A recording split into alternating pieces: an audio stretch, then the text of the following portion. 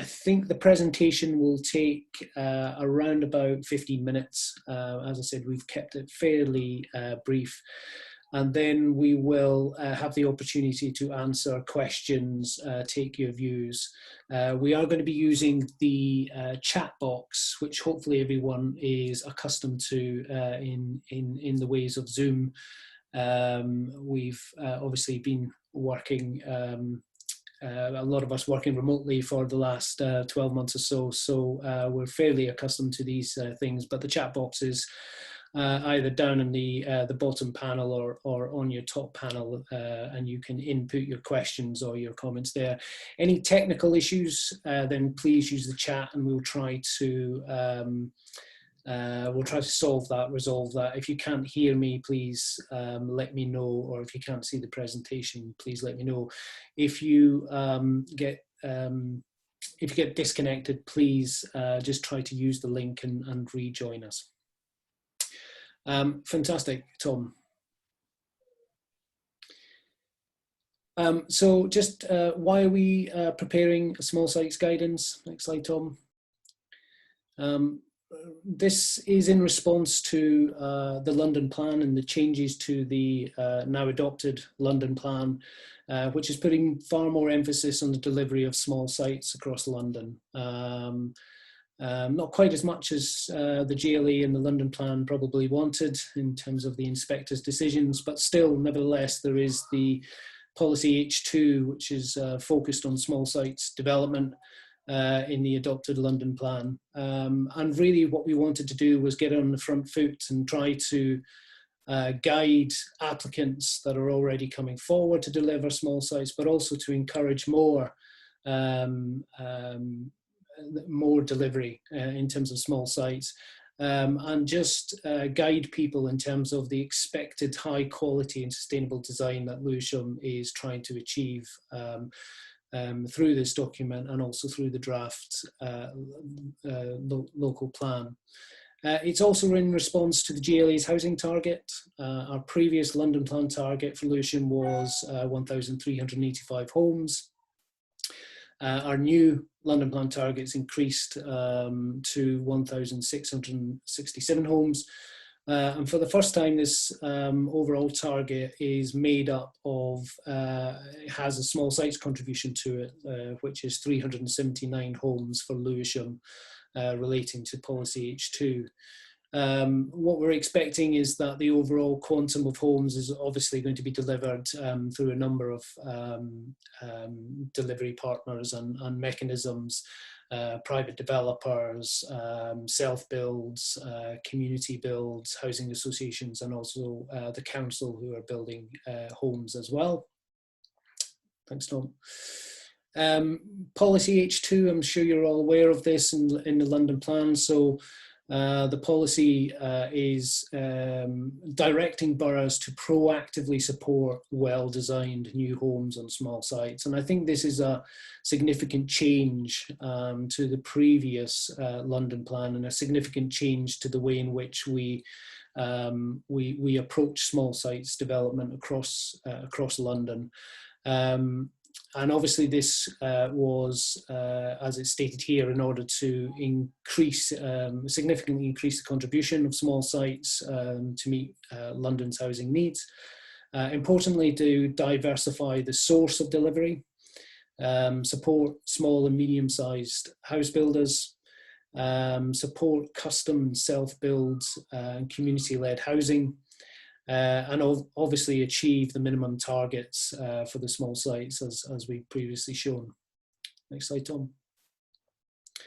So why encourage the delivery of small sites? I'm sure you're all aware, this is more for our kind of community and our neighbourhood groups who often ask us these questions, but we need to deliver much needed housing, we need to deliver private homes, and we also need to deliver genuinely affordable homes as well. And increasing our supply of small sites and homes delivered on small sites obviously contributes to that. Just to say that I'm sure many of you know that we're going through the process of preparing a new local plan, which is at draft stage at the moment. Our consultation on the Reg 18 draft local plan has just ended. But this draft local plan is proposing for the first time an affordable homes contribution for small sites. This will be on a sliding scale to be determined. Yeah, sorry, Tom. And really that's to ensure that every development is making a contribution to affordable housing across the borough. As I say, that sliding scale is yet to be determined, but that is our aspiration at the moment in the draft local plan. And obviously, in terms of delivering much needed homes, we've talked a lot about hitting our housing targets, but given the government's new housing delivery test, the penalties for not achieving those housing targets are quite significant in terms of planning policy. Therefore, we really do need to increase the supply of all sites, including small sites. And just an example of some new affordable homes that we've delivered, our development arm, Lewisham Homes, has delivered in the past in small sites, converting a kind of row of disused garages to a small kind of apartment block in Dacre Park South. Next slide. We also think it's important to support our communities through the kind of small sites process. So diversifying who is delivering our housing to make it more resilient. I think it's fair to say that Lewisham is currently heavily reliant on large strategic sites such as Timber Yards, Lewisham Gateway, etc. And we know from experience, and we certainly know from this pandemic that we've been going through at the moment, that the delivery of these sites can be lumpy, to say the least. So it's about how we make our pipeline more resilient, and we think small sites can achieve or help to achieve that. We also want to encourage local builders and developers to build within Lewisham. We think this is a good way of stimulating the local economy and creating local jobs, providing support to local supply chains, etc., building materials and windows and doors, etc. We want to look at increasing the density and the critical mass within our suburbs. We think there is a case for intensifying the suburbs to support the viability of our local centres, our facilities, and particularly in the south of the borough. As I said before, we want to encourage self-builders and co-op housing groups to develop on both private and public. And we want to also use this to the small sites to help coordinate the delivery of infrastructure in the south of the borough, so contributing to that in terms of the collection of sill, etc. Why an SPD? We've skipped the what is an SPD. I'm assuming people know what an SPD is, but why an SPD? Is a valid question, I think, and we'd be happy to hear your response on that. I mean, we think it's important because the opportunity is there to provide certainty in terms of what the council is looking for on small sites, and the quality of design that the council is looking for, and hopefully it will speed up the planning process on these small sites. We know that these sites can be tricky. They can sometimes be quite controversial. So having this kind of clear guidance of what is acceptable, what is not, we hope is going to be helpful to people who are going to be developing and designing the kind of small sites. But happy to hear your views on that. It's also about trying to achieve consistency in terms of the quality of advice that our development management officers provide you. So how can we ensure that consistency, and so that you understand what is expected in terms of the design process. Ultimately, it's about delivering high quality homes, and I think what we want to try to do is encourage as many people as possible to deliver high quality homes through architect design schemes. We want to provide confidence and certainty to developers, local builders, and self-builders. So trying to make sure that if someone has a plot of land, they're confident that there is a route through the planning process to get permission and to build that home. The SBD also is beneficial in terms of providing residents the kind of guidance and the design quality, but also the benefits of providing small sites, and hopefully it helps demystify the development process. And then finally, we want to try to discourage permitted development, which we have very little control over and can't ensure the high quality design, and we want more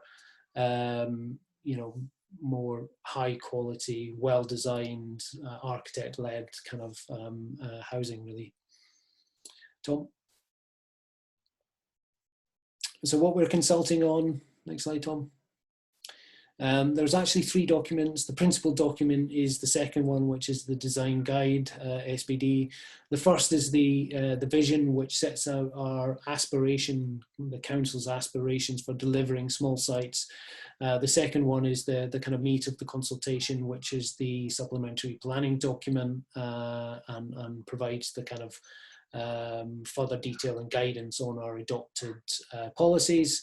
And then the third document is the appendices, which is a kind of additional information, supporting information, which you can view online.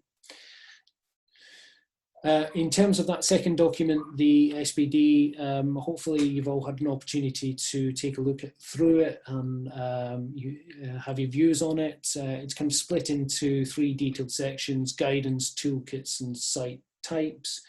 The guidance section is offering kind of general guidance on some of the typical issues that arise when developing small sites. I think it's important to say that, obviously we're writing this for a number of viewers. So in terms of how we've authored this, we envisage people, depending on their expertise and depending on the experience they have in coming to this, there may be certain sections that they skip, or certain sections that they read once and understand what the aspirations are, and then other sections which provide more detailed guidance. So, the toolkits provide kind of general design principles applicable to most small sites. And then we have the site types, which hopefully when you're working on your small site, you can identify which type of site that you fall into. And then we have specific detailed guidance on that particular site. So, as I said, we envisage that, it may be residents who are looking at self-build, for example, need to read the majority of the document. It may be for architects who are familiar with the document, when they are working on an individual site, they sort of focus in on the site types and the specific requirements on that particular site. So that's the way that we were envisaging the document working. Thanks, Tom. And then finally, just your feedback. I think that we pulled out a few questions here, but I'm sure there are lots. But, is the document helpful? What works within the document? What doesn't work within the document? Does any of the advice limit creativity? It's always the danger with design guidance. Obviously, again, the SBD is going to be used by a whole suite of people with varying kind of experience and kind of design training. But what we don't want to do is kind of limit creativity from high quality architects, essentially. So it'd be useful to get your views on that. Is there anything that we've missed or that we could go into more detail on? And then ultimately, do you think this document is going to be useful in de-risking the application process and speeding up the process is really important to us as well. So I'd very much encourage everyone to provide some questions or provide some thoughts on the document. I'm looking at the Zoom group chat at the moment, and it seems fairly quiet, but please do, or raise your hand if you want to kind of ask a question or make a comment and provide some thoughts on the document. We've got about an hour to kind of have a kind of general discussion on it.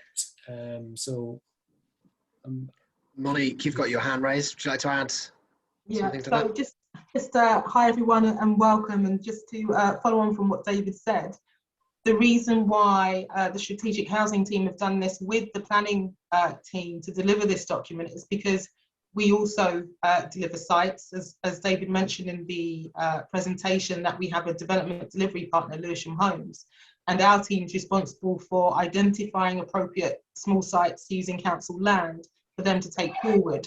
So the benefit of this document is also for us as the council. I know sometimes people can see the council as one body, but in this body, actually David's team and our team are sitting on different sides, and hopefully that experience of us delivering has helped inform the document so that you guys find it useful as well. But again, please use this opportunity to pick up on things that you think we may have missed in preparing this document. It's also worth noting we've got Russell Curtis on the call, who was one of the consultants. So the SPD draft was completed by RCKA and Ash Sackler, and Russell did, quite a bulk of the working out. So if there's any very difficult questions that we can't answer, we may ask Russell as well. So is there any questions? Is it that good, everyone? Feel free to raise your hand and then I can unmute you. Robin says I've got a few. Robin, if you raise your hand, then you'll come to the top and I can unmute you. I can find you.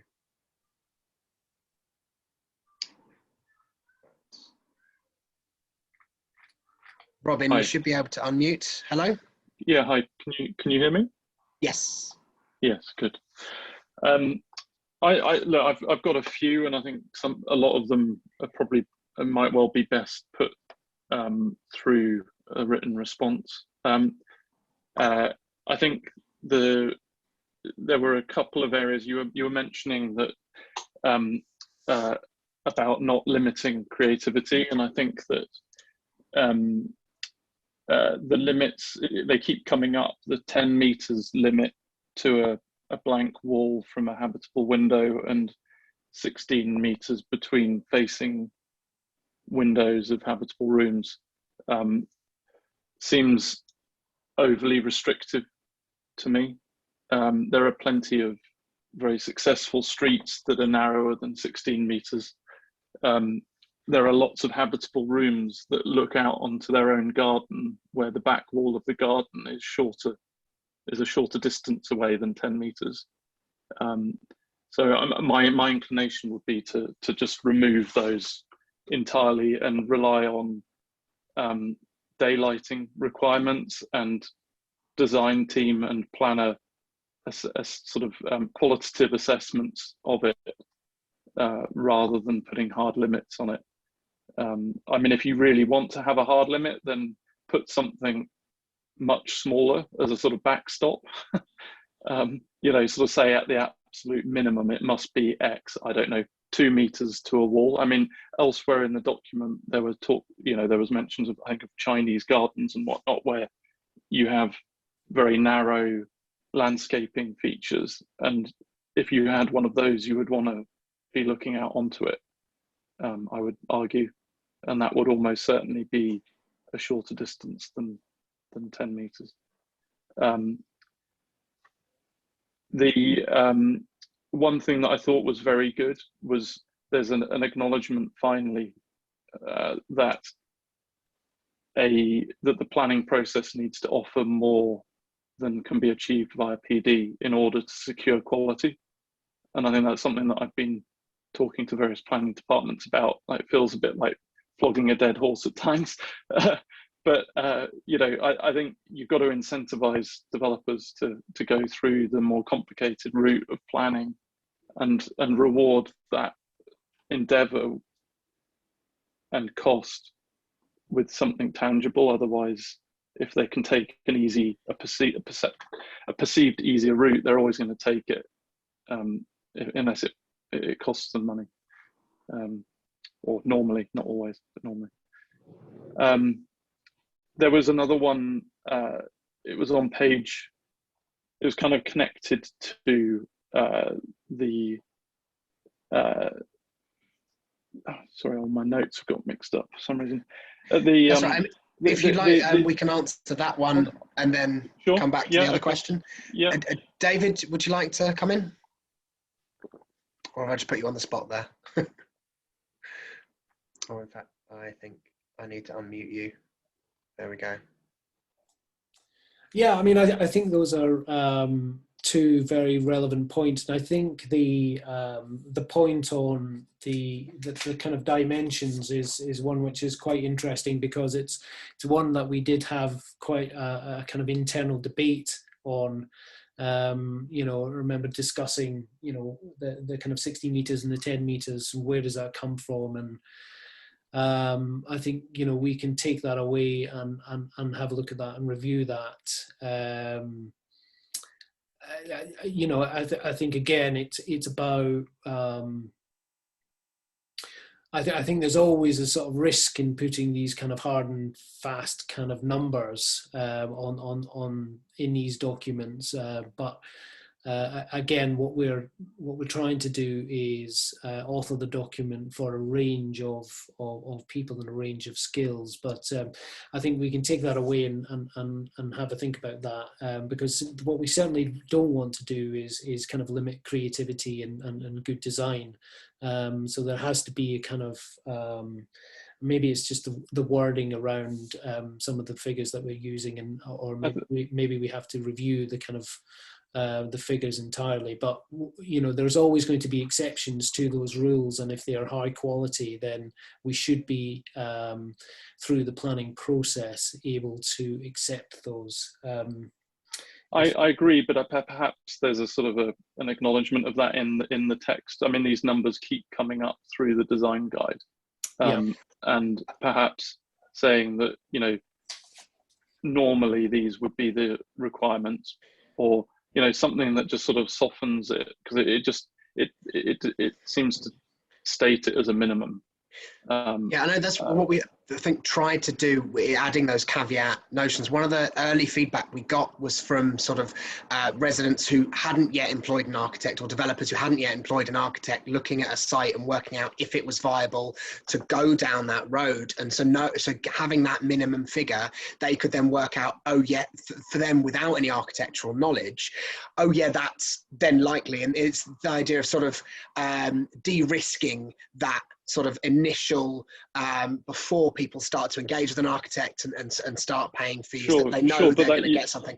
But at the same time, I agree, you could flip that the other way around, and someone who's got a 15-meter distance might just look at it and go, oh well, it's a no-go.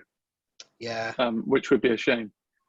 I think connected to that, it's another 10-meter comment, which is about the privacy of gardens, and I think that there should be some difference, an acknowledgement that having one or two neighbours overlooking your garden is somewhat different to a 10-story block of flats overlooking your garden, and that with a couple of neighbours overlooking your garden, that kind of creates neighbourly interactions, and perhaps the negatives of the loss of privacy perhaps is balanced perhaps equally with the benefits of neighbourly connections and helping with loneliness and whatnot. Whereas if you've got 10 flats overlooking your garden, you're never going to create neighbourly connections with 10 flats worth of people, you know. So I think there's, again, a little bit more finesse to those statements that perhaps just leave a little, because most gardens in London aren't 10 metres long. And I can promise you my garden is, I think, about 7 metres long, and there's lots of people that overlook it. So I don't feel like that's a huge problem. And I know that's just my anecdotal thing, but it just seems a bit arbitrary again.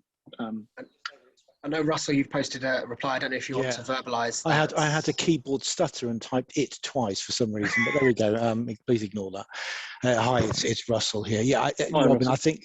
I think your comments are absolutely right. I think that, as David said earlier, it's always about achieving a balance. And I think, you know, we've tried to find a distance or distances which, you know, are going to allow for innovation and creativity, but we all know that there are going to be some developers coming in. If we say it's going to be, you know, it's 2 meters between a Habram and a blank wall, there will be some schemes coming in with, you know, every window that's got just 2 meters from a blank wall. And so hopefully it's written in such a way that it does allow for that flexibility, but does start to establish some guidance that, you know, that if a really poor scheme comes forward, the officers can say, you know, this just isn't good enough based on this. So I accept, you know, I accept that the challenges are around that. But also it's worth mentioning that we're trying to make a distinction between distances between new homes and existing ones and those within a new development. So you know, one might accept closer habitable or less privacy within homes within a new development than between new homes introduced into an existing context. Because I think that's really good.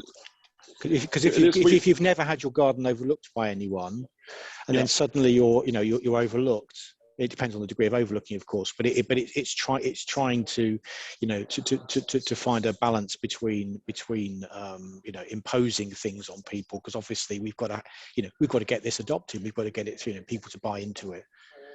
Yeah.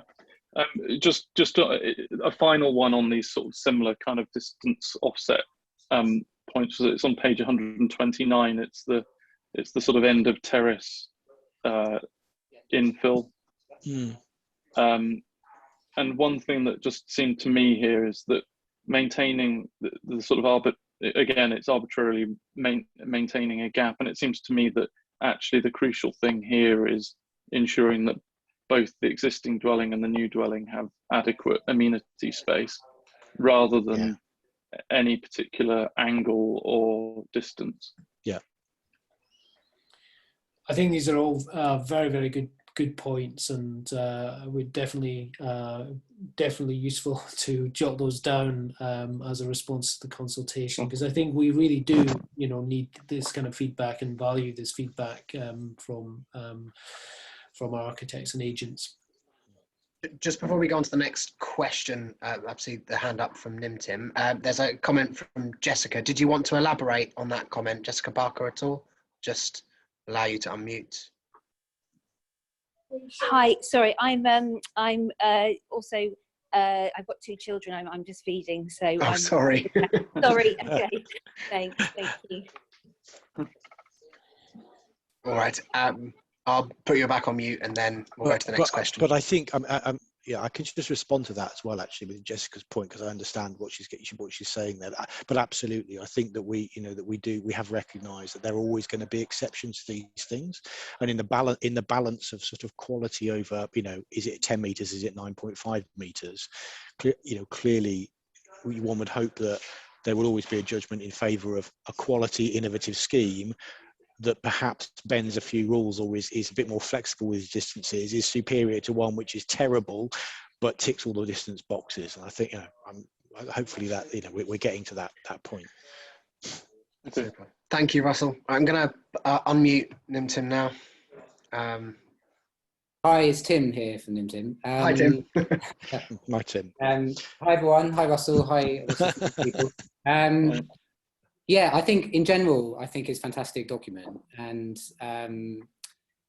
yeah, I mean, it's really difficult with these things to get the balance right between kind of including as much detail as possible and not kind of limiting the creativity, but I think it's probably just about balanced right.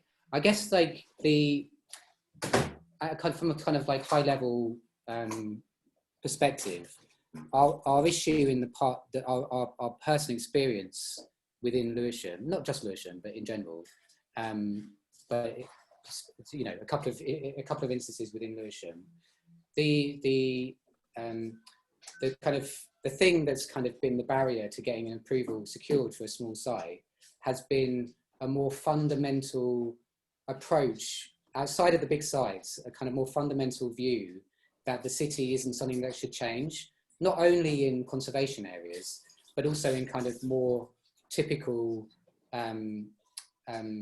Lewisham streets with a mix. You know, you get quite a lot of streets in Lewisham which have a mix of houses from different periods through history. And we've kind of shown this development and this kind of intensification and said that then this is just the next stage of that kind of historic pattern. And we've had the case officer and then sometimes even on appeal coming back and saying, no, this street should stay like it is, even though it's not particularly special or, you know, of great merit, that the city is what it is now. And so I don't know if there's something to be said at the beginning that the requirements to deliver housing and to meet the requirement, you know, to respond to the climate emergency means that there should be a bit of a shift in how that's approached. It's that kind of spirit is picked up in the detail of the document. I don't know if there's like a headline that's like, you know, this document summarizes a different way of approaching applications and kind of delivering housing on a small scale. It's again a very good point. I think I'd be curious to know which cases they are. I mean, you know, I think filtering the kind of message down to development management officers and officers who deal with kind of small sites is a critical step for Lewisham as part of this kind of process. I think there is the need for the step change. I think we do have to respond to the climate change emergency and also have to accept that the city changes over time. So, you know, it's sort of disappointed to hear that officers are not responding to that positively.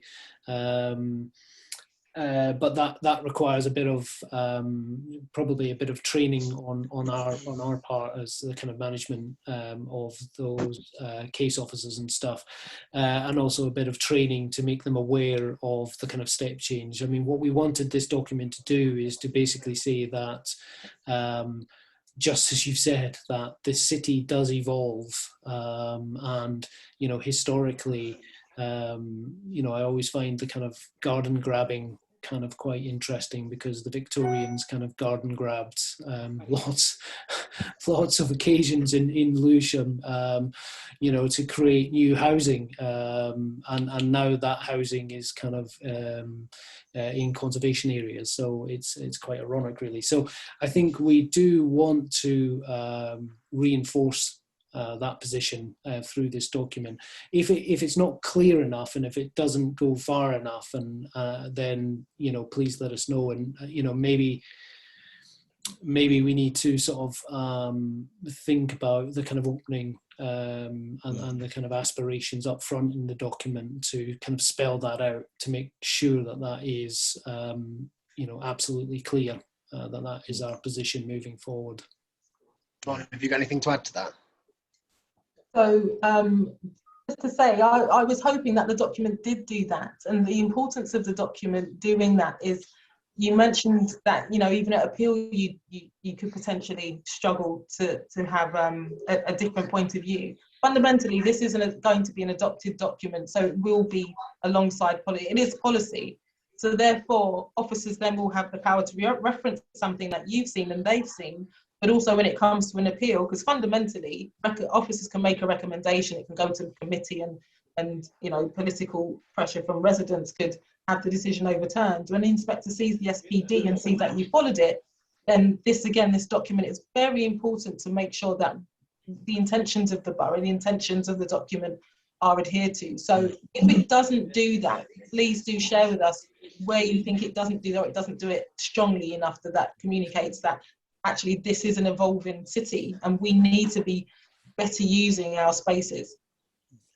Mon, I mean, perhaps the strength is in the now adopted London plan, because when we were writing this, we hadn't got to adoption stage, but the London plan is quite explicit about incremental intensification on small sites. So there is some strength in that, which maybe we just need to reinforce.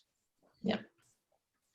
And again, in our draft local plan, we have a specific policy on small sites and supporting development on small sites as well. So you're right, Russell. There is the kind of policy basis there at the kind of higher level, and then hopefully, as the local plan works its way through the consultation process, we'll have that document as well. Thank you. I'm going to unmute Very Unfriendly now to ask the next question. Hi, it's Lizzie here from Farron Finley. Can you hear me? Yes. Yes. Yep. Brilliant. I suppose it's a bit of a reiteration of Robin's comment, and also just everybody else's comments. And I don't think there's an easy solution to it. But when we've worked with Lewisham before, sometimes the dialogue has been that local policy is stricter than permitted development. So it's that route. How do you encourage somebody to use this creatively? And I think a lot of what the document covers is basically trying to really foster creative design.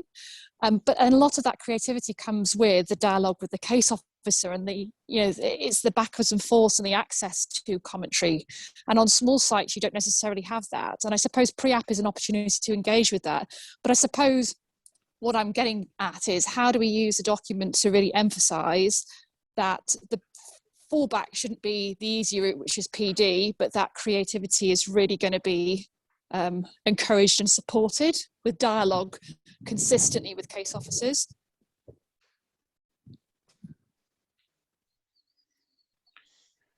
Yeah, I mean, I think it's a very good point.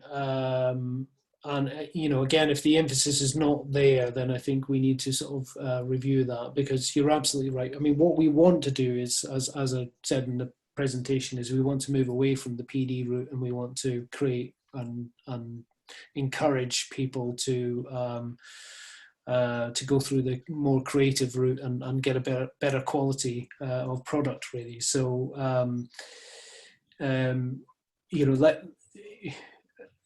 there's no easy answer, but if you could provide us with your thoughts in terms of where the document falls short in terms of that aspiration, and where we could kind of bolster that, then that would be very much appreciated, because that is the general approach that we want to take now in Lewisham. We want to be encouraging creativity and people coming forward through the planning application process and the dialogue between officers and yourselves to create better products.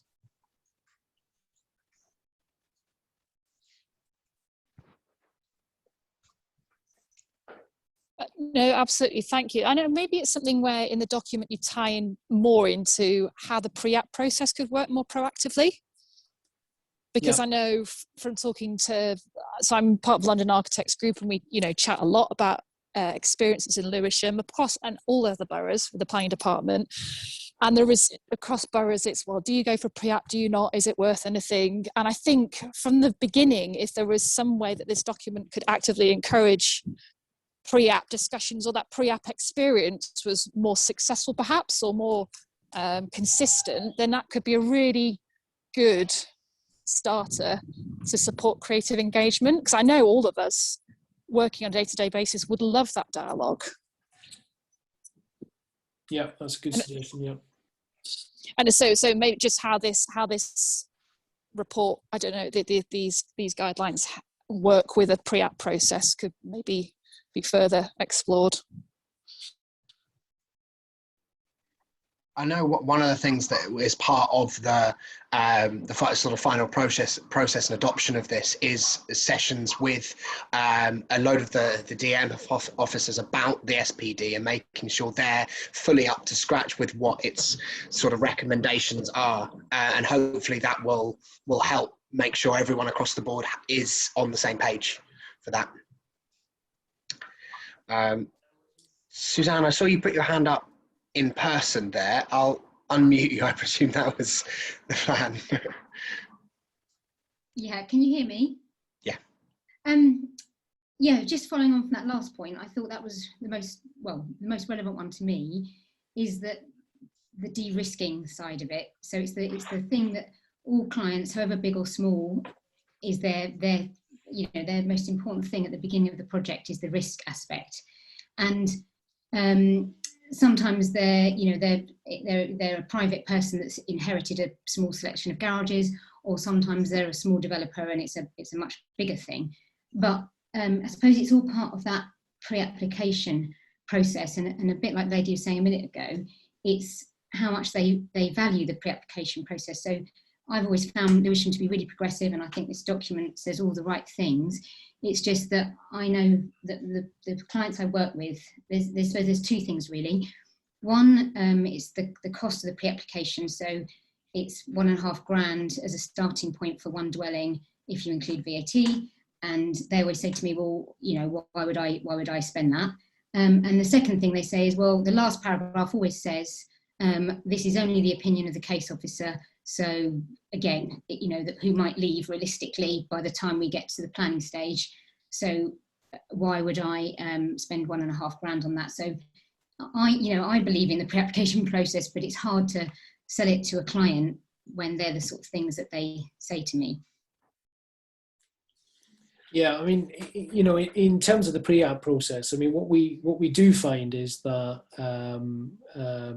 I think there's a level of consistency, and that we need to get to, so that there is the kind of caveat at the bottom of the pre-app letter, which has to go on there. But what we're hoping to achieve through this document and through the kind of the kind of training of the DM officers through this kind of process is that there is a level of consistency, so that if you get a positive pre-app response and the case officer leaves, for example, that should be a kind of consistent pre-app response from the council. That's where we'd like to get to, so that there isn't the frustration of a new case officer having a kind of different opinion on that matter.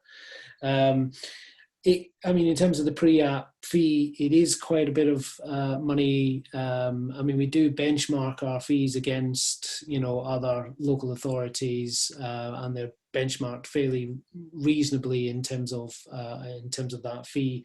But I can appreciate that is a significant cost for someone who's planning to build a single house.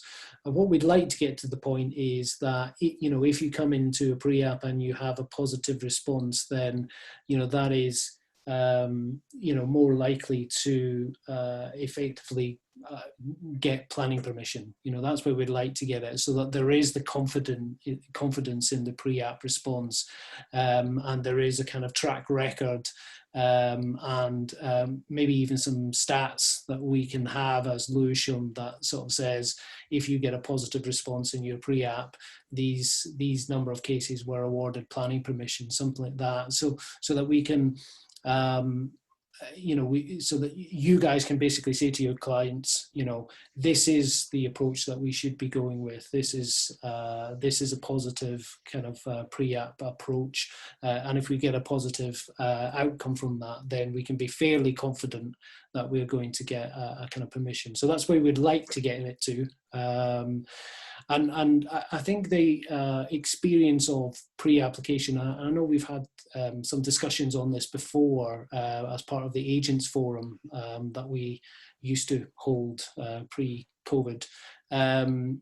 but I'd be very interested in people's experience of the pre-app process in Lewisham as well, positive and negative, so that we can learn from that. Just following on then, in that case, I think the only thing would be nice was if during the pre-application process, the case officers could come to site, so it wasn't always an office meeting. Because sometimes the sites, particularly the small sites, which is what we're talking about, are quite nuanced, and it's quite hard to, convey that around a table in an office. Would you like to add to the comment? Yeah, I just wanted to add, Suzanne, one of the purposes of the document is so that pre-app responses can be underpinned by this document. So it also gives you guys the power, more of a focus of what to submit in a pre-app, so you can get more out of the pre-app. Because fundamentally, I can appreciate the reason why the SPD has been created is because there's clearly a gap in providing specific advice for small sites. Now, hopefully this document will point you in the right direction, give you more detailed and specific information to submit at your pre-app, and therefore making your pre-app more valuable and get more out of it. The benefit of that can only be established, as David said, once we start to get feedback as to how that process is working, but that's the intention. And then the only very last observation I had before someone else speaks is, this is just a thing that might be worth throwing into the document, that I've found there was one point in the document where you talk about like refuse vehicle access, emergency vehicle access, and I've found recent legislation very helpful, that you don't need to find these huge turning circles anymore, that and dry risers aren't acceptable, but sprinklers are, and that I think liberates a lot of small sites in a way that it never used to. So I don't know whether that's a section that could be expanded on a bit, maybe. That's it, thank you. Thanks, Isabel, thank you. Thank you, Suzanne. One of the things we were working out the reversing distance and everything. That was a lot of that was quite specific to the Muse site typology, where it was required that a truck would get so far, and there was discussions that we had with Russ and the team and with the refuse team on how far they were willing to reverse. That could they reverse on certain roads, and and working with them is how we've created that sort of very specific bits of guidance on that, and it's one of the things that we revisit as these get updated. So we've got Robin with his hand up. Hold on, Robin, let me. I think I might be unmuted already. Perfect. Sorry, I didn't want to just start talking over.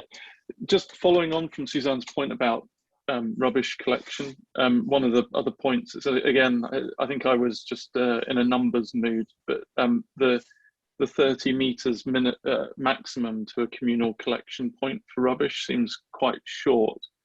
A lot of other countries, you get developments or neighbourhoods where you have to walk to the end of your street to put rubbish into a communal bin, and I know there are moves in certain parts of town and in around other places in the country to move to a similar sort of approach. 30 metres might only get you to like the front door of your block of flats. So I don't know, it just seems quite limiting. I don't know. Yeah, that is something that's based on current sort of legislation that we can't change in this SPD. Unfortunately, it is based on whether the residents might be less abled or disabled, and this sort of thing, and that does come again from the sort of the hardline rules from the refuse collection. But couldn't it? I mean, if it's about accessibility, couldn't it be 30 metres from an accessible flat or unit? I don't know. I mean, I don't know the details of the legislation, but if certain parts in certain areas of town are moving towards more sort of continental style end of street type collection, it would seem unlikely to be in a central government statute, but I could be wrong. Yeah, Robin, I think you're absolutely right. I think there's a number of, as always, there's a number of competing factors here. It's to do with lots of things. It's to do with there's a British standard, for example, for carry distances for operatives. There's a distance that the vehicles can reverse down a road, so there's all sorts of things that we've had to try and to balance up. It's also to do with the number of dwellings that are being collected from, because you couldn't really expect a refuse vehicle to spend half an hour manoeuvring down a road to pick up from one house, for example. So again, you're absolutely right that it is a limiting factor, and I would hope that there would be some flexibility applied within reason. But these are just to clarify what because I'm not talking about the operatives or the vehicles. I'm talking about the residents. Yeah, I realise. Yeah. Okay, sure. Yeah. But that is also in the British standard, the carry distances. But that's not to say there aren't more. There might not be innovative ways of dealing with that as well. One option, for example, is that we've used in the past is a management strategy. So it could be, for example, that as part of the Section 106, or I don't know how, I'm not, however that might be secured, but it may be that if the scheme has a sufficient number of homes, that there is a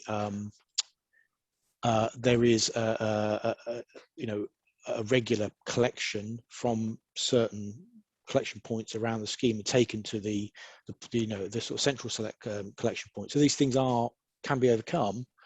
But it's it needs a bit more of a creative response because go on, sorry. Sorry, no, I was just wondering, because obviously there are British standards and then there are British standards. I mean, like some are kind of essentially compulsory requirements, and others are just an agreed standard to meet that standard. And is it a British standard that has to be adhered to, or is it a British standard that some people like to adhere to because they choose to? Again, I think it comes down to this, this issue of the a bit like the privacy distances and whatever. It's the standards are in there so that we don't end up with people having to carry their bags of recycling, a couple of 100 meters or something. So there has to be a point where we set up, a threshold. But one would hope that officers would be able to interpret that appropriately if there are other mitigating circumstances. Okay. Nate, would you like to add to that? Yeah, so just as a previous case officer, a heads up that if you're submitting a pre-app and you have a particular concern about this is something you should flag up to officers to say you want specific discussion about or you want feedback on.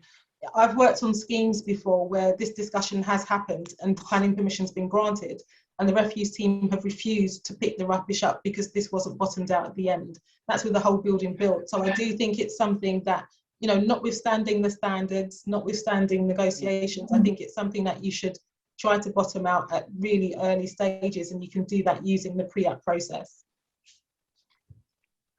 Okay, thank you. Thank you, Mon. Reese, I'm going to unmute you there. Hi, can you hear me? Yeah.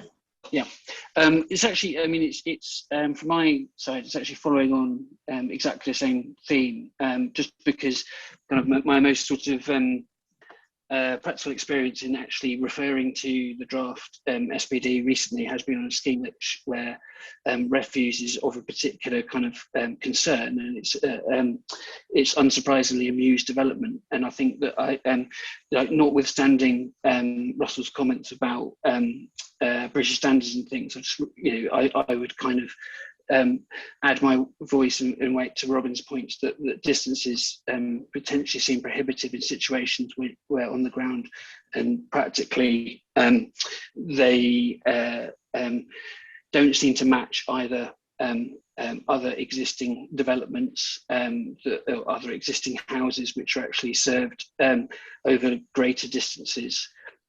Equally, I think it would be interesting to sort of understand a little bit more or have some more in the SPD, kind of like talking about the sort of the status of Muse roads in terms of the fact that they're adoption or non-adoption, and whether therefore refuse lorries are likely to actually go up and down them, given that many sort of many small site opportunities are within Lewisham are kind of down Mews situations, and obviously we know that more often than not that the ownership of those is such that they're historically are kind of split down the middle by the kind of respective abutting kind of properties.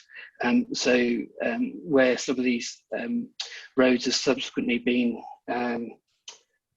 gated, it's probably actually just been gated on the basis of preventing fly tipping and sort of unsociable kind of activities, where actually development within those muses would provide a kind of perfectly sensible kind of passive sort of natural surveillance, which would actually unlock the potential, but is being restricted by a kind of combination of whether those roads are going to be accessible, notwithstanding kind of turning and things like that, by some of the distances that are actually kind of quoted, and those distances are notably quoted repetitively throughout the document. It's kind of like, I think it's on quite a few occasions, those specific waste collection distances are noted, and it's kind of interesting to know.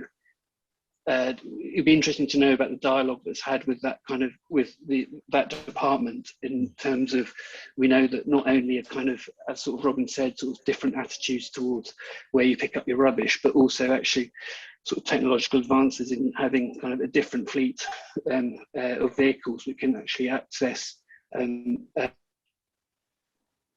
these sites slightly more easily, and whether that's actually something that is discussed, because it will have the potential to unlock more opportunities. Tom, do you want to pick up on that point about? I was actually going to pass straight over to Mon, who's got a hand up, because this is a thing we've had a number of discussions about. Mon. So again, just speaking from experience, can we ask the refuse team to get a new fleet of trucks to go up muses? No. To be honest, so their priority is speed and their priority is capacity, and it's a bit of a chicken and egg, because you're right. It's a typology we want to grow, but there aren't enough of them to justify changing a fleet or even one lorry for them in order to accommodate those muse roads. And we have had this discussion. The other issue that's come up with those, you talked about the multiple ownerships halfway down the middle of the road. Actually, sometimes the issue is also with the owners who don't want I don't know how big it is, 15-ton lorry driving up the Mews Road, which they have to maintain themselves because it's not adopted. I'm not saying I've got an answer. I'm just saying there are lots of challenges to that. But to your question directly, will we change the fleet? Could we ask them to change the fleet? We've had many discussions about such things, and especially when a few years ago they changed their fleet. And we had some planning issues with that, because we'd approved planning permission on a certain size of lorry, and then they changed their fleet and got them even bigger. So it is a discussion that we've had before, but fundamentally the priority for them is to have a schedule of clearing rubbish, and that needs a certain size of lorry, and that's done at a certain time of the day, and the lorry needs to be so big to have the capacity, all quite detailed stuff.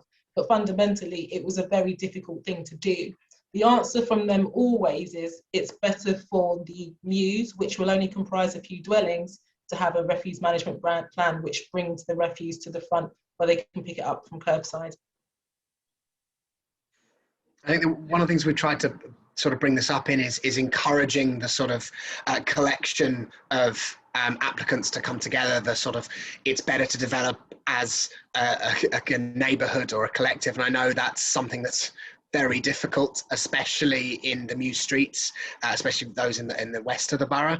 But this is one of the areas that we've looked at a lot, and it is one of the most difficult to come up with the sort of correct solutions. And it is something that, as things develop, if fleets change, we will revisit. Though this is obviously stopped in time now as the SPD that we're going to adopt, it is something that our team, and I know David's team, are keen on keeping, I guess, an eye on, and making sure that that we can do what we can to enable the right development to come forward. And so when there are larger changes in legislation or fleets, if that happens, I know that's just happened, like Monique said, then we can make amendments to the SPD where required. I don't know if David, if you wanted to add anything else, or I can go on to the next question. No, I think that's fairly comprehensive. Can I just make a general point? Yeah. Reece, I think you mentioned about the repetition in the document, and that is deliberate, because we do want these sort of design code or design guide bits to be able to be read independently without too much cross-referring to other pages and other documents. So where we have repeated some, it should be that, you open, it's like a recipe, you open the book and it kind of tells you everything you need to know on a single spread without having to then just sort of jump around too much. So that is a sort of a deliberate inclusion of that repetition of those distances. Thanks, Robin, Tom. did you want to add anything at all? Yeah, you had your hand up. I think you put it down. I did. It was only really that Mon then sort of kind of said what I was going to say, which was that you have a management plan which involves basically taking the rubbish to the end of the street, which circles back to my point about continental style communal bins, and that it just seems to me that is a really good solution for these constrained sites, but it inevitably is further than 30 meters from the front door, so it just sort of feels like there's competing, sorry, I'm waving my arms around that you can't see. There are competing requirements here that are contradictory, and perhaps just softening it slightly. I think there's always the sort of key for us to make sure that there is almost a hard bottom line for, I guess, those applications and perhaps some developers who are striving to the lower bottom line. I think there's a lot of applications obviously led by the likes of sort of you lot and good quality architects who can sort of work around and create great solutions, but then there's a lot of applications that come in that can't do that or don't do that. And so it's about making sure that we've got quite a restrictive bottom line that we can fall back on, but also that the wording within the SPD lets applicants have that discussion at pre-app or at planning stage. And I think if there's perhaps places where that isn't clear, or where you think we've sort of drawn the line a bit perhaps too thick, if you could sort of note that, and specifically in your feedback where you can give it. I think the one thing that I would say here about the idea of sort of like a management plan / communal collections at the bottom of the street is that really that for that to work, it needs Lewisham to participate, because you need to take a couple of parking spaces worth of space to put communal bins in at the bottom of the street. And like no developer who owns a plot of land in a Muse street is going to also own a bit of road on the main street at the bottom of the road. So, there's a little bit of facilitating of these trickier developments that Lewisham needs to do its part in as well. Yeah, that is always a really fine line for us. I guess that's again why you push to have the sort of things coming together as a collective. You have a number of them, and then space can be made for that. I think there's every decision that is made within the council has made a sort of who benefits, and if we're having sort of say a benefit of a sort of 40 home residential scheme that does abut the road, or it's 2 private dwellings up an alley, a lot of the political decisions will go to the sort of 40 homes where there's a lot of affordable contribution and etc. I think so it's very hard, especially with constraint budgets and difficulties at the moment, obviously increased by COVID, for the borough to sort of, I guess, do a lot of opening up works for a very small sort of gain for that. And that's where we really try and encourage the sort of collective coming forward. Sure. I mean, I'm not necessarily suggesting that Lewisham pays to for it, but I'm suggesting that Lewisham kind of needs to allow the creation of the enclosure on the street in order to, in lieu of someone parking their private vehicle on the street, it would be someone parking their bins on the street, in an enclosure paid for by the developer, Okay. Okay. That's interesting. Mon, did you want to add anything to that? Sorry. Yeah, so just to say, again, I'd encourage you to mention if your site in particular has this issue, there are ways around it. There are sites in the borough where if you don't adhere, you'll get heavily fined, but they allow people to leave their refuse on the side of the street at bin collection day, at bin collection time. That's where sites don't have any space. So it's where the front of the property hits the pavement. So there is no reason, there is nowhere to have a bin store, or the pavement doesn't accommodate a bin store, and they allow you in a specific time. And if you don't, obviously you'll get fined. I'm not sure how they do that, but they're quite strict with it, and it's very seldom used. But what I'm saying is, we want to encourage this, and we're going to work with you and the refuse team to try and exhaust all avenues to achieve getting a dwelling where we need to have them. That's the point of this new push to support small sites. So we want to, where you think you had obstacles before, and I can hear quite a few of you saying this is an obstacle, this is an obstacle. It's an obstacle, talk to us about it, and let's help you get over that obstacle. Let's find a collective way to do that. And the more of these that come forward, the more of these solutions will become apparent, and the more, when they're delivered, we'll see that they work really well or don't, and we can use that going forward as lessons learned. Thank you, Mon. Thank you, Robin. Reese, I'll ask you to unmute. There you go. Yeah, I mean, apologies to be still talking about waste, I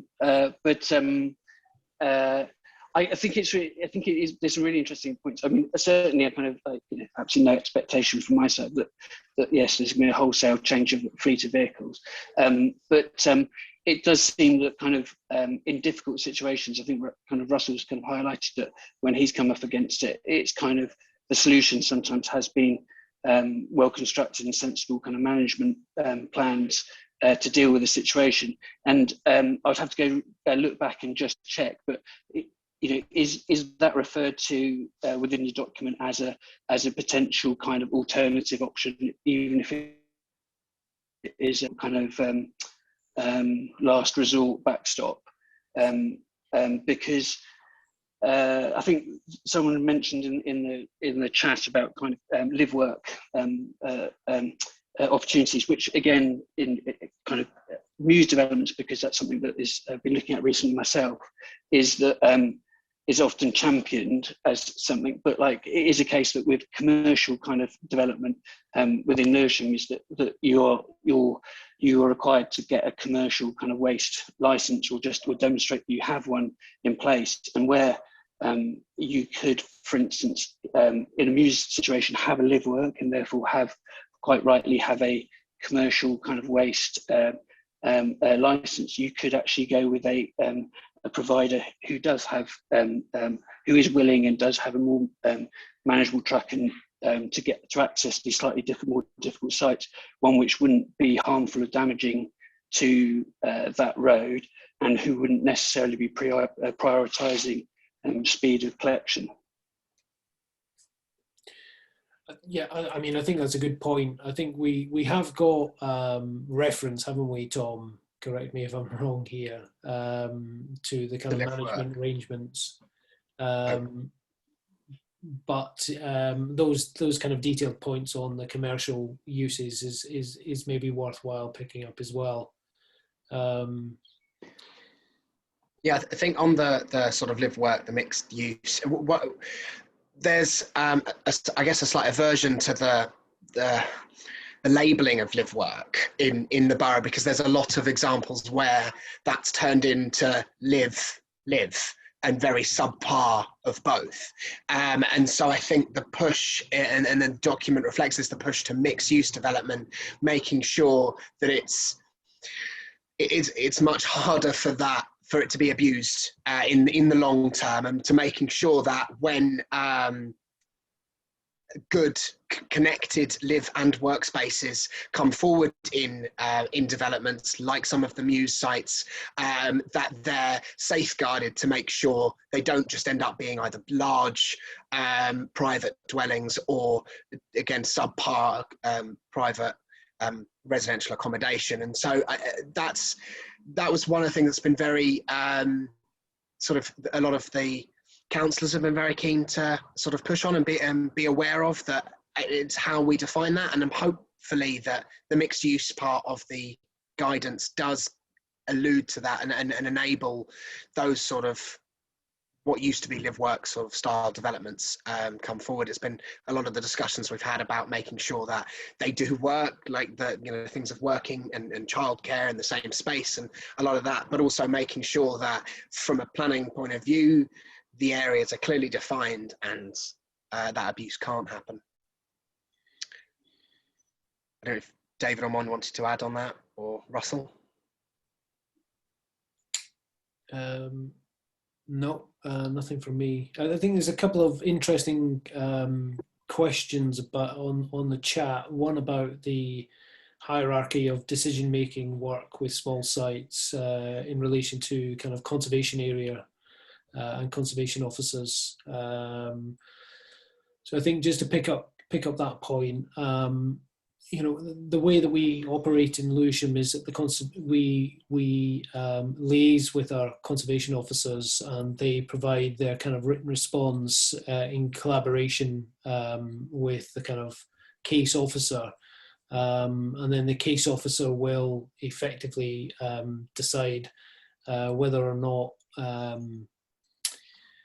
if the conservation officer is basically saying that there is substantial harm, whether or not there is any public benefit to outweigh that substantial harm.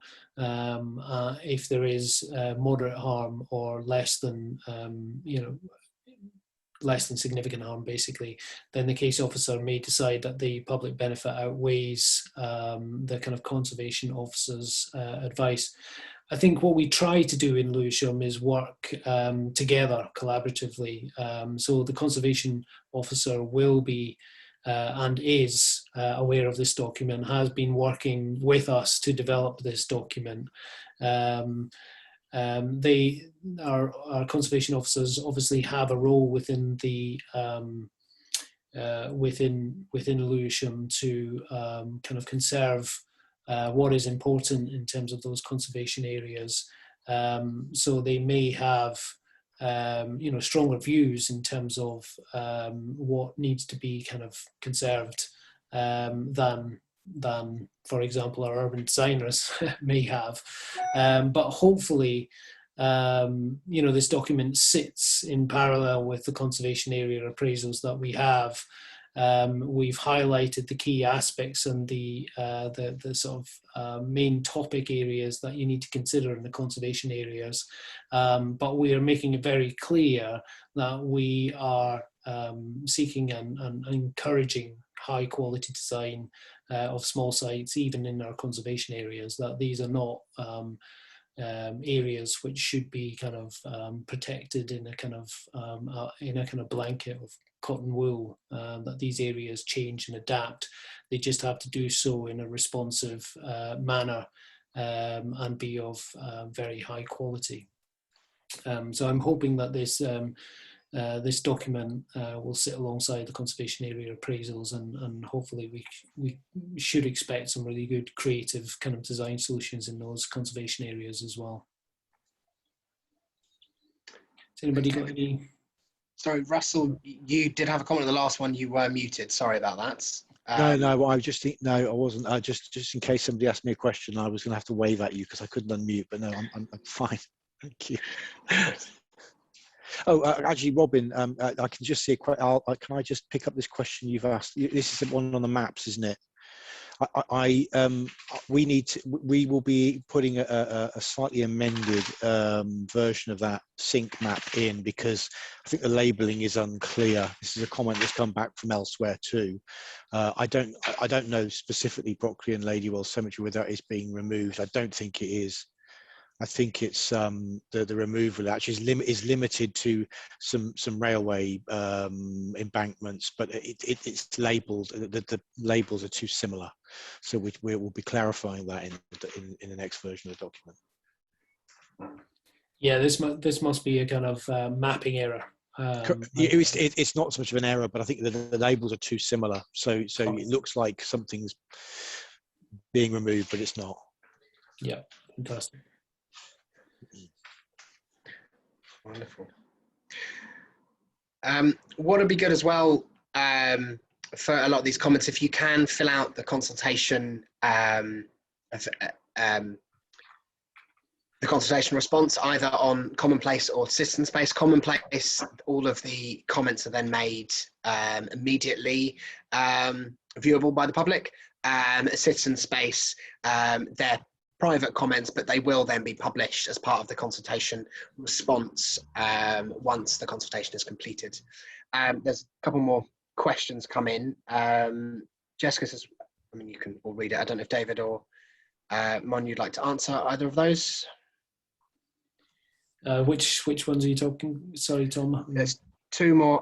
So we've had very limited response from small developers so far. There's some that's come in, but it has been very limited. There's some early discussions that Russell held. There was a number of small developers who have given comment, and there's one or two that have brought comments back, but limited as I'm aware so far.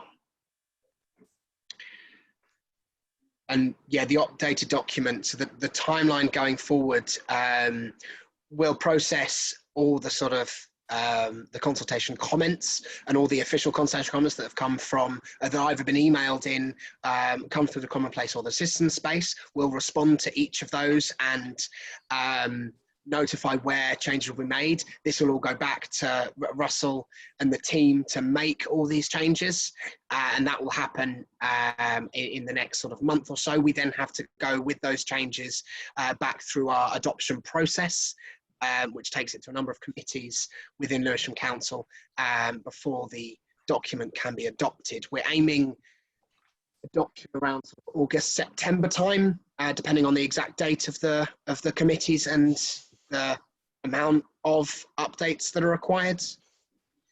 And that'll be, we'll keep the website sort of up to date with that. And so if you sign up for notifications for that, and then we'll update everyone who was involved in the consultation when it's completed, as long as you've allowed us to email you, which I know a lot of you are from the Agents Forum, so you have. Fantastic. Is there any other questions that we've missed? We have got a few more minutes, just in case anybody's got any burning questions or comments that they want to make. If not, Tom, anyone? Mon, you did put your hand up first, and then Tim. Mon, do you want to say something? So it was just to say, just in reference to the conservation and listed comments, I think just to remind everybody that this document doesn't supersede anything. It didn't exist.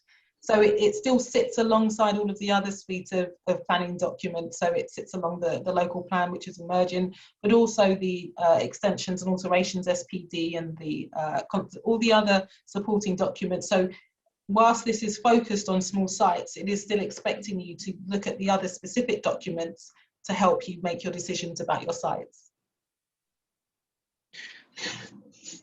Thanks, Mon. Tim? Tim's muted, I think. Oh, sorry, Tim. Sorry. I'm new to running a Zoom. Can you speak now? Yeah, sorry, this is a kind of another high sort of just thought reading the document, and it's already addressed, but I just wonder if there could be a bit more emphasis on it. Through the document, which is the right approach, there's kind of various different ways of solving or presenting what could be good design. For instance, sometimes it's consistent, sometimes it's varied. And obviously one characteristic of Lewisham is this great variety of urban conditions through the borough. So obviously as architects, we understand that, that's fine. But I just wonder if there could be a little bit more emphasis for developers and for officers. Like, so there's all these different solutions which can be good design. What informs that? What is the context and analysis of the context? And again, it's mentioned in the document. I just wonder, again, Russell, you mentioned earlier that you're trying to make it more, that you could read each section individually without having to kind of reference back to it. Yeah. I just reading it, I just felt maybe there could be more emphasis on that being the key thing to inform the right responses. So for instance, for a developer, you might say, you know, your design team should make an analysis of the existing context of the area, maybe even the historic kind of pattern of development. And that is what should inform what a good design response should be. Yeah. I think that's a fair point. We do talk quite a lot about this specifically on conservation areas. and there is an emphasis on that conservation areas isn't necessarily just about preservation. It's they're much an opportunity as anything. But I think you're right. But we have tried also to respond to the varying. There are parts of Lewisham, like around Forest Hill and places, that are hugely varied. But there are other parts of Lewisham that aren't. Now, one's design response, could be to match, to fit in, or it could be something to contrast in either of those locations. But you're absolutely right. Maybe that's something that we need to get across. I mean, the whole purpose of this is really, I think, I hope I'm right. I hope I'm all right to say this, but is basically to nudge developers, anybody who's contemplating a project of this nature, in the direction of a good architect. And and we've got a flow chart which basically says, these are all the things you need to consider, but you don't have to consider any of this if you just use a good architect. So, and all of the examples that we use, the case studies we use, again, we've put in good examples in order to sort of set a standard. So yeah, I think it's a fair point. Maybe that's another sort of high level thing that we need to just touch on to make sure that people are. It's about context, isn't it? And responding to context isn't necessarily just doing the same thing. I think it's also worth noting that a lot of the sort of, I guess, the brief to Russell was not to repeat other documents that we already had. For example, we've got a very extensive characterization study, which we hoped would pick up a lot of the sort of detail. I think if it's not obvious to go over and look at that, I know a lot of people aren't going to sift through different documents, but we'd hope if you're putting an application for a sort of any development on a small site, you're going to have a look at our suite of planning documents. We're making sure that, because there was a lot of consultation done on that went through a very rigid process, and it's a very sort of heavy and detailed document, and hopefully that can then be responded alongside notes on the small sites SPD. And Mon, did you want to add to that? Yeah, I just wanted to say, I hope it might sound like a lot of work, but it is useful if you do go through the relevant documents, because those are what the case officer will be using to determine your application. So it's in your interest to go through those documents. Yeah, and I think making that clearer as well. It's a good comment, so thank you. Yeah. So I also cut you off, Tim. I don't know if you wanted to add to that at all. Well, I mean, I'm going to have a look at the characterization documents, which I haven't yet. But all I was going to say was that actually it's sometimes harder or more important in an area that doesn't have the conservation area report will tell you, almost inform you and the case officer and the developer whether what the character of the area is. It's almost like more important where there's not a conservation area, because it requires first principles approach to it, which so I was just going to say that sometimes that's more important in a way. Yeah, and that's what the characterization study is really useful for, because it does talk about every area, and it's one of the conversations that came up because obviously there's a lot of incredible heritage in the south of the borough, in the interwar estates, that have sort of less community sort of societies and sort of less pushback against sort of badly contextualized developments than a lot of the west and the north of the borough that is covered in conservation areas. And it is one of the things that I think the characterization study does a very good job at sort of collecting, but it's one of the things we've hoped to push through in this document as well. David, you were about to say something. I think I cut you off, sorry. Just saying that, I sort of agree with Tim that, that emphasis though on a contextual analysis of a kind of small site is very important. Whilst the characterization study gives that kind of basis and background, I don't think it's there is a need to do that contextual analysis and then draw the design from that. And maybe we do need to emphasize that more within the document and pick that up. Super, wonderful. There was a clap emoji. I don't know if that was meant to be a hand up emoji at all, or if there's any other question. It was just clapping. Squirrel, I'll unmute if you need to. Yeah, hi. Can you hear me? Yes. Yeah, great. Yeah, it was to some extent following on from the characterization comment, but also a comment I added in the chat, which is that Just looking at the report, which, by the way, I think is very well put together. But one thing I think occurs to me is that the end section of the report, which is the other types, seems to be quite brief in comparison to the preceding sections, you know, background and infill, for example. But I think there should be, or could potentially be, some acknowledgement that there are some sites that fall into categories where there are an amalgamation of different types of sites, and within those sites that there should be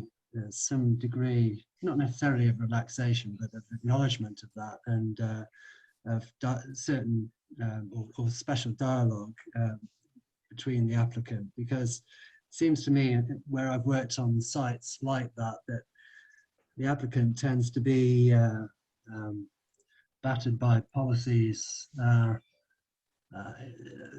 from the planners that would seem to act against the presumption of planning permission. So in other words, they pick and choose the applications which would suit to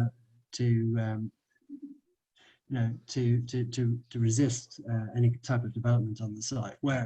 Whereas in actual fact, it's just really about, you know, can we work with you? Perhaps a different way of looking at it would be, you know, can we work with you to find a way around these policies to see if, you know, we in recognition of the fact that this site does fall somewhere in between these different categories, and also, you know, the characterization map that's put together is very black and white, but even within that, there are certain sites that don't comply to those black and white characterizations. So yeah, so and to some extent it follows on from the comments that have been made about refuse. You know, some things are very black and white and have been outlined as black and white in the report, but I think it does need to be a general common sense sort of approach and relaxation in certain areas. To me, it seems that would be sensible. We've been rejected planning permission on at least 3 sites where we've stumbled on the refuse collection issue, and it's immensely frustrating, you know, to hear some comments saying, you know, we'll work with you to overcome these issues, when that's, at the end of the day, that's just not the case. You know, planners, they bat the issue back to you, and they don't work with you to overcome the issue. But, you know, so I think there needs to be some way of trying to I don't know how it would be manifest in the report, to be perfectly honest, but I think these things are very easy to put in black and white, but I think the purpose of this document to some extent has to be to help us work creatively with planners to overcome these issues. Yep, agreed. Yeah, I think what we'll do is we'll take that away and consider, particularly in the kind of the typological approach, the other types, and see if there needs to be a bit more work to flesh that out and to kind of acknowledge that there are sites that fall between the gaps.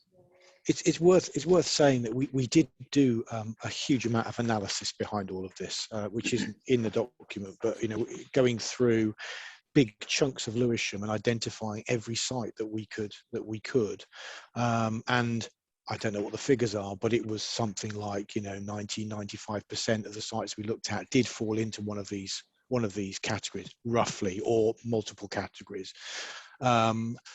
And, you know, there are always going to be those eccentricities, those odd little pockets of land which, you know, which we can't possibly do a design guide for every single permutation, and hopefully that there are, you know, sufficient parameters outlined in the document that, you know, allow one to interpret or pick and choose the various sections. So yeah, I mean, I think you're probably right that there maybe is a bit lighter than we would have hoped if we had, you know, a lot more time and energy than we might have got there. But it's it's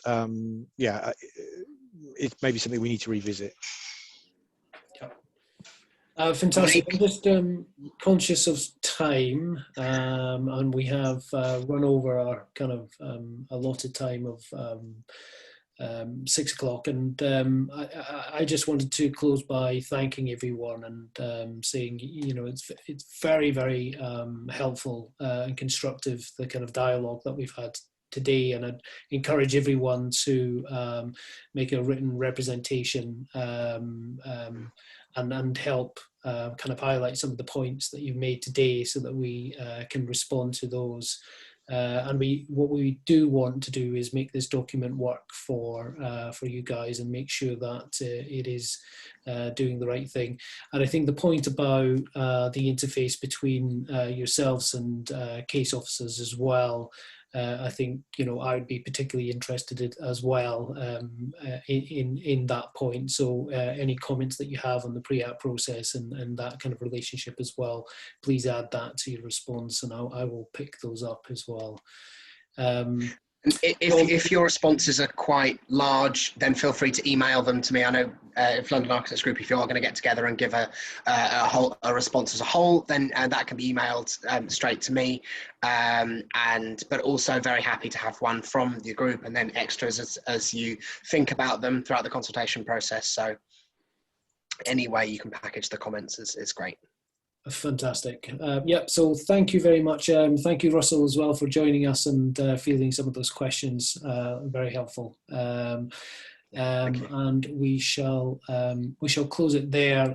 Thank you once again, and I wish you a good evening. Thank you. Bye.